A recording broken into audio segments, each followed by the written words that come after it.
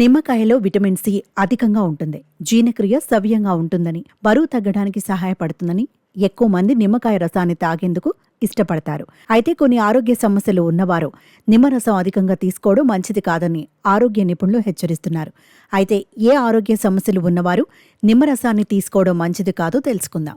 నిమ్మకాయలో citric acid ఉంటుంది. ఇది పంటి ఎనామిల్ను బలహీనపరుస్తుంది. రోజు నిమ్మరసం తాగటం వల్ల దంతాల ఎనామిల్ కోతకు గురయ్యే ప్రమాదం ఉంది. కాబట్టి దంత సమస్యలు ఉన్నవారు నిమ్మరసం తీసుకోవడం మంచిది కాదని ఆరోగ్య నిపుణులు సూచిస్తున్నారు. నిమ్మరసం కడుపులో యాసిడ్ రిఫ్లక్స్ను పెంచుతుంది. దీనివల్ల జీర్ణ సమస్యలు తలెత్తుతాయి. కాబట్టి ఎసిడిటీ సమస్య ఉన్నవారు లెమన్ వాటర్ తాగటం మంచిది కాదు. నిమ్మకాయ నీటిలో కడుపు కణజాలాన్ని దెబ్బతీసే యాసిడ్ ఉంటుంది. నిమ్మరసం ఎక్కువగా తీసుకోవటం వల్ల కణజాలం దెబ్బతినే ప్రమాదం ఉంది. దీనివల్ల ఆహారం జీర్ణం కావడానికి చాలా ఇబ్బందులు ఎదురవుతాయి. నిమ్మకాయ నీటిలో ఫైబర్ పుష్కలంగా ఉంటుంది. దీన్ని ఎక్కువగా తీసుకోవటం వల్ల మలబద్ధకం ఏర్పడుతుంది.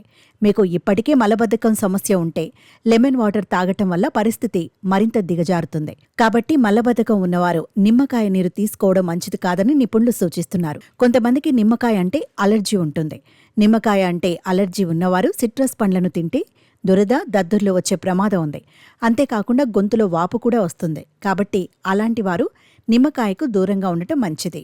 అలాగే సిట్రస్ పండ్లు తరచుగా తీసుకుంటే మైగ్రేన్, తలనొప్పి పెరుగుతాయి. డీహైడ్రేషన్ తలెత్తే ప్రమాదం ఎక్కువే. ఎందుకంటే లెమన్ వాటర్తో మూత్రం అధికమై శరీరంలోని మూలకాలు కూడా బయటకు వెళ్లిపోతాయి. అతిగా సేవిస్తే పొటాషియం లోపం ఏర్పడుతుంది. విటమిన్ సి మోతాదు ఎక్కువైతే రక్తంలో ఐరన్ లెవెల్స్ పెరుగుతాయి.